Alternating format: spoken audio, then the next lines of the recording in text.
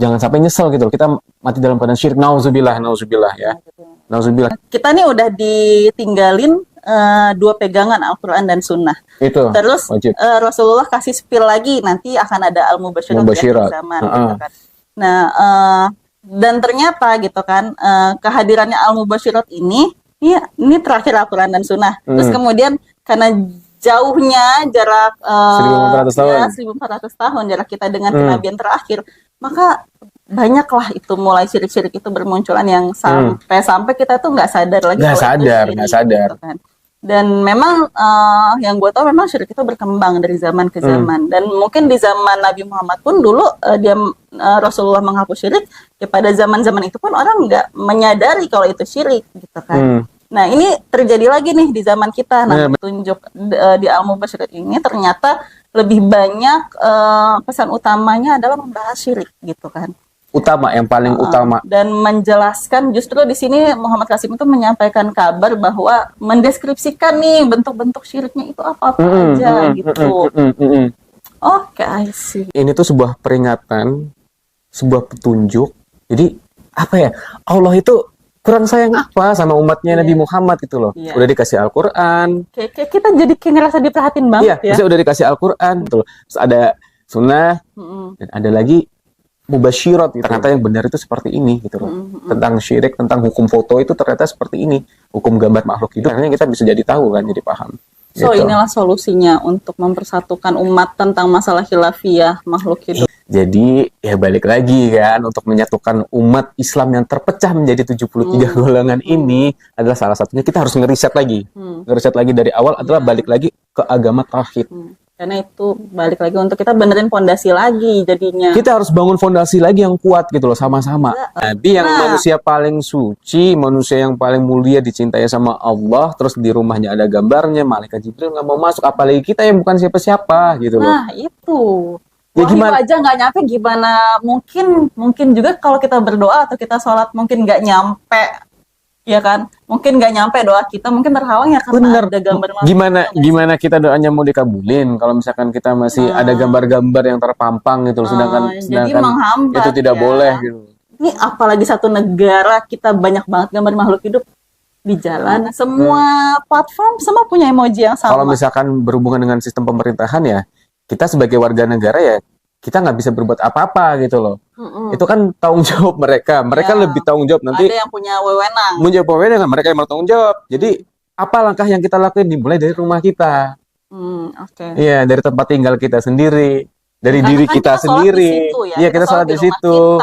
Bahkan kadang pernah juga gue nemuin kayak dekorasi masjid, kayak jendelanya itu tuh punya gambar-gambar yang makhluk hidup, kayak ada gambar angsa di jendela dekorasinya.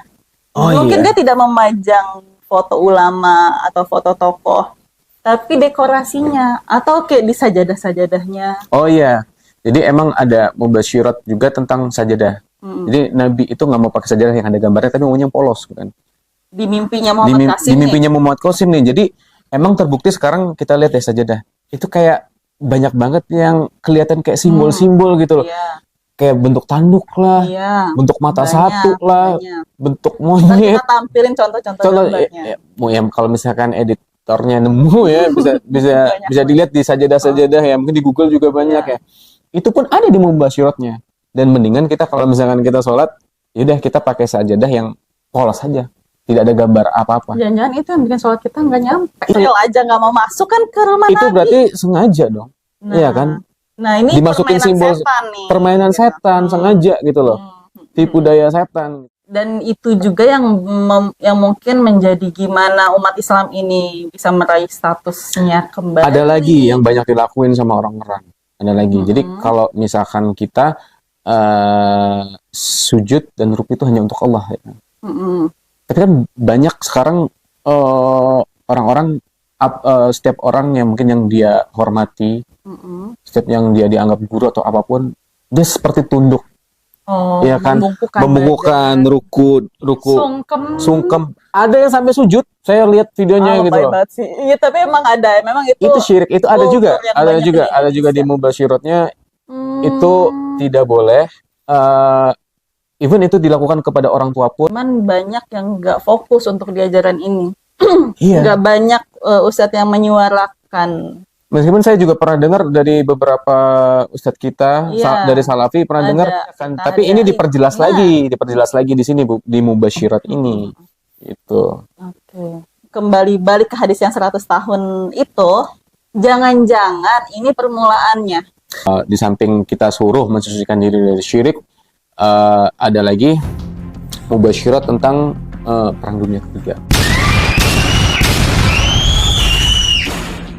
Lu masih muda udah ngomongin perang dunia ketiga, emang Dunia udah Ketiga. bosan hidup? Bukan bosan hidup, tapi kita lihat faktanya di Palestina sekarang kan, Israel, Amerika, semuanya berkoalisi, NATO Iya. dengan Rusia.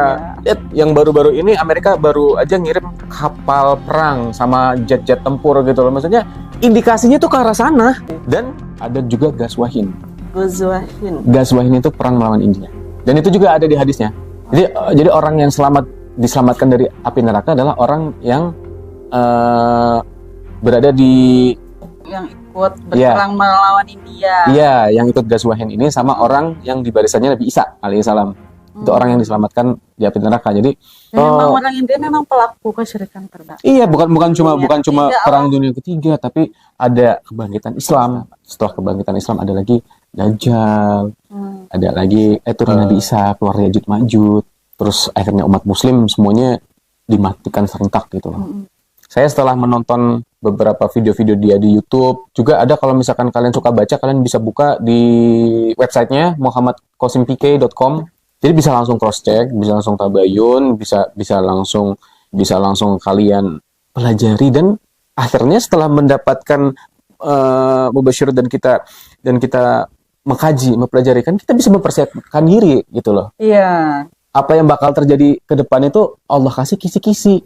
Biar nggak bingung lagi. Makanya kan kita nggak ada yang tahu ya. Wallahu a'lam kan, meskipun bukan karena perang, bukan karena kiamat, semua makhluk hidup juga bakal mati gitu. Kita nggak ada yang tahu. Mungkin besok kita mati.